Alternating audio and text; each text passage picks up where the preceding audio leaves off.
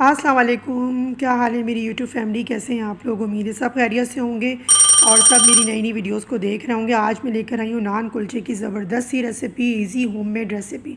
चक्की आटा के साथ बनने वाली है, कोई वाइट आटे की ज़रूरत नहीं है। 2 कप ले लिया है मैंने आटा और इससे मैं आपको बताऊंगी किसी ईस्ट की ज़रूरत नहीं है, किसी चीज़ की ज़रूरत नहीं है।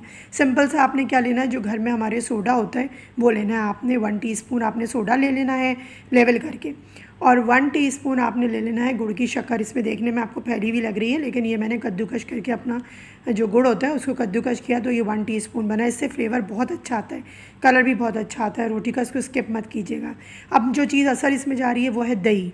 दही लिए हैं मैंने 1 टेबल स्पून भर के। ये 1 से 2 टेबल स्पून तक आप ले सकते हैं। इससे टेस्ट और इससे जो इसका टेक्सचर होता है रोटी का वो बहुत अच्छा सॉफ्ट मॉइस्ट आता है। बनाएं कुलचे और रख दीजिए, और दोपहर के बनाएं, रात को भी खाएंगे, दूसरे दिन भी खाएंगे तो कुछ नहीं होगा। ये सारी चीज़ें इसमें डालने के बाद सोडा और शक्कर को अच्छे से फेंटना है आपने, मिक्स करना है इसको अच्छे से। और इसमें बबल जब आने लगेंगे ना, और फिर थोड़े बबल रुक जाएँ इसके, तो फिर आपने देखना है इसको कि इसका थोड़ा सा ठहर गए बबल, तो वो आपने डायरेक्ट भी डाल सकते हैं। आप इसमें इसको ठहराने के बाद भी डाल सकते हैं, उससे रिज़ल्ट अच्छा आता है। बस अब हमने दही का ये सारा मिक्सचर जो है आटे के अंदर डाल देना है, मतलब अपने जो हमने लेवल करके जो आटा लिया है वो हमने इसके अंदर डाल दिया है। सॉल्ट रह गया था, सॉल्ट भी मैंने अब डाल दिया इसके अंदर 1 टीस्पून लेवल करके। अब आपने इसको क्या करना है, नरम हाथों के साथ गूंदना है। इतना सॉफ्ट डो बनानी है कि बहुत ज़्यादा ना इसकी डो टाइट होती है यानी कि हार्ड होती है, और ना बहुत ज़्यादा सॉफ्ट होती है। इतनी दरमियाने दर्जे की डो होती है इसकी, यानी कि आप समझें कि जब आप रोटी बेलें तो आराम से बेल जाए, ठीक है ना। इसको थोड़ा थोड़ा पानी करके इसको डाल के गूंदते रहेंगे। इसमें तकरीबन 2 कप के अंदर मेरा 1 कप पानी चला गया। 1 कप में से 1 टेबल स्पून पानी बच गया था मेरा। डिपेंड करता है आटा आप लोगों का किस तरह का। अच्छे से इसमें मुक्की लगाएंगे और इसको मिक्स करते हुए गूंदते हुए हम जो है वो इसको फैला के रख देंगे रेस्ट करने के लिए, कवर करेंगे। और अब आप देखिए इसको जो पानी बचा है, पहले वो भी मैं हाथ लगा के इसको अच्छे से गूंद के रख देती हूँ, और अब इसको रेस्ट करने के लिए छोड़ देंगे। अब जब तक हमारा ये रेस्ट हो रहा है, हम जो है वो अपने तवे को रख देते हैं गरम करने के लिए अच्छे से, क्योंकि तवा हमारा बहुत हॉट होना चाहिए। अब जो गार्निशिंग के लिए इसकी चीज़ चाहिए वो हमें ये चाहिए। देखिए कलौंजी लिए मैंने 1 टीस्पून, मटर लिया है मैंने 1 टेबल स्पून, और सेसमी सीड्स वाइट वाले जो होते हैं, काले हों, जो आपको हों अवेलेबल गार्निशिंग के लिए वो आप ले सकते हैं। हरा धनिया वगैरह भी डाल सकते हैं। ये मैंने ले लिया 1 टीस्पून।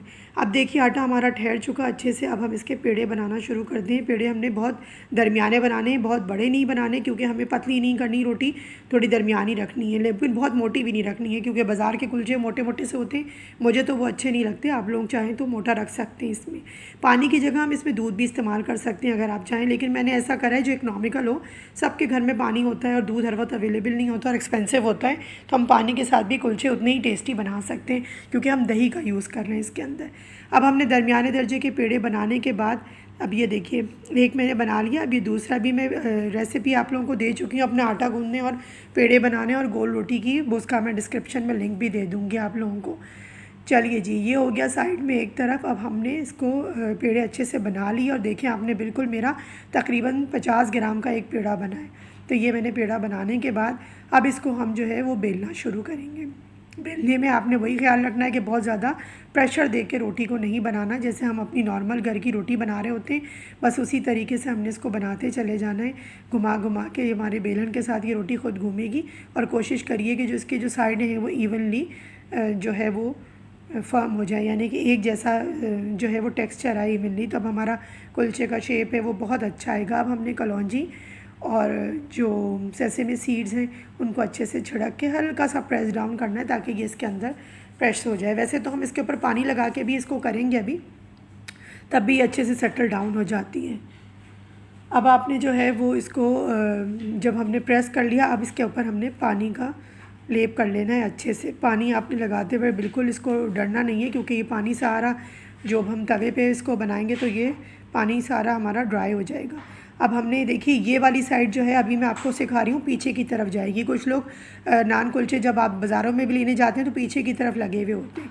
बस तवा हमारा अच्छे से गर्म हो रहा है, बहुत अच्छा तवा हॉट होना चाहिए।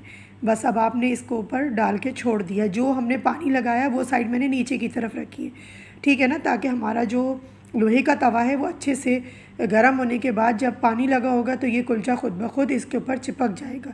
अब आपने देखा कितने अच्छे से डालते के साथ ही बबल आने शुरू हो गए, किस लिए? क्योंकि मेरा तवा अच्छे से हॉट हुआ था। ठंडे तवे पे आपने बिल्कुल नहीं डालना, रोटी ना चिपकेगी और ना उसके ये इस तरह से जो बबल्स आ रहे हैं ये आएंगे। तवा हॉट होना चाहिए। ये देखिए करीब से भी मैं दिखा दूँ कितने ज़बरदस्त से बबल आने शुरू हो गए। हालांकि मैंने ये दही के साथ और सोडे के साथ बनाया, इसमें कोई ईस्ट नहीं शामिल किया। अब जब तवा पे रोटी अच्छे से चिपक जाए उलट के देखना है आपने कि वो गिर नहीं रही है, उल्टा करके अब इसको सेकना है। अच्छे से सेकते हुए इसके ऊपर चेक करते रहना है कि चारों तरफ से इवनली कलर आ रहा है। ये देखिए कलर आना शुरू हो गया। बस चारों तरफ से हम इसको सेकते चले जाएंगे और चारों तरफ से हमारी रोटी का जो कलर है वो अच्छा सा आना शुरू हो जाएगा। ये देखिए माशाल्लाह से एक तरफ कलर आ गया। अब जो बची है साइडों में, किनारों में, उसको भी हम टेढ़ा कर करके चारों तरफ से सेक लेंगे। अच्छा, हमारी चूँकि सिलेंडर की गैस होती है ना, तो थोड़ी गैस हल्की होती है। आप लोगों की तो ज़ाहिर है फराटे भर के गैस आ रही होती है गैस लाइनों से, तो मिनटों में काम हो जाता है, लेकिन हमारा भी हो गया। देखिए माशाल्लाह से रोटी ने नीचे की स्पेस को छोड़ दिया और ये देखिए नीचे से भी सिक गई है रोटी। बिल्कुल आपको ऐसा लग रहा होगा जैसे तंदूर से रोटी आई है। अब इस टाइम पर आप चाहें तो इसको आप घी लगा सकते हैं, नहीं चाहें तो वैसे एंड में मैं आपको दिखाऊंगी कि मैं इस पर किस तरह से बटर लगाती हूँ।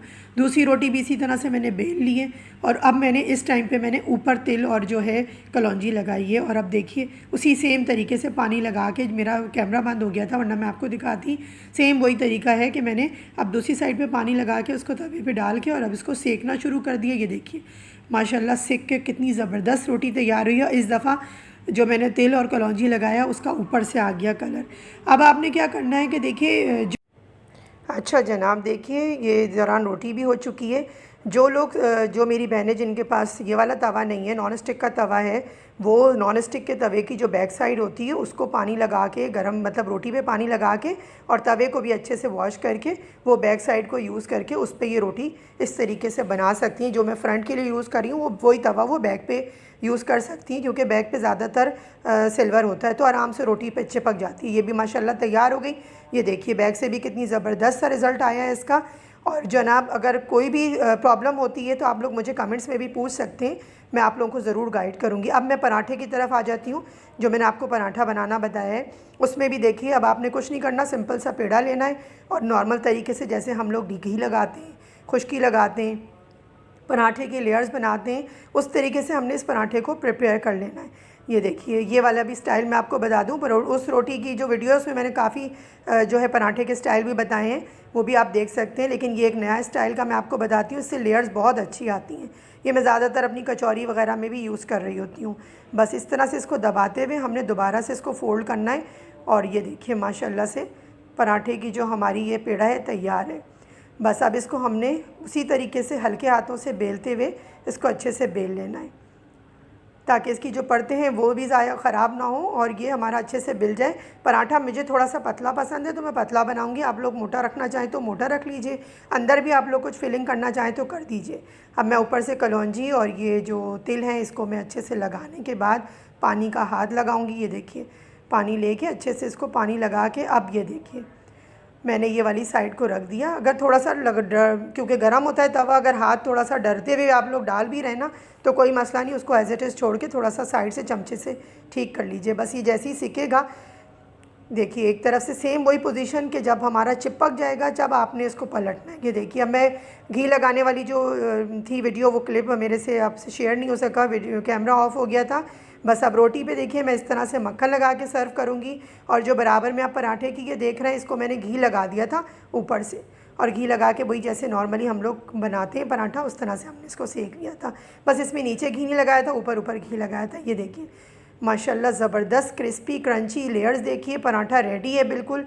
चक्के में आपको बताऊँ बहुत यमी, वाओ मज़ा आ गया। और अब ये देखिए रोटी भी देखिए माशाल्लाह से सॉफ्ट, और देखिए बहुत मोटी मोटी बाज़ार जैसी तंदूर जैसी नहीं, हाइजीनिकली प्रिपेयर हुई है। आपको पता है हाइजीन का ख्याल वो लोग नहीं रखते, हम लोग जितना घर में रख सकते हैं। मज़ेदार सी हमारी तंदूर की रोटी किसी भी चीज़ के साथ इंजॉय कीजिए, अचार, पराठा, अचार, चाय, कोई भी सब्ज़ी के साथ। मुझे दुआओं में याद रखिए। अभी तक चैनल को सब्सक्राइब नहीं किया तो जल्दी से कर लीजिए और वीडियोज़ को भी लाइक कीजिए। मिलती हूँ आपसे फिर कभी। अल्लाह हाफ़िज़।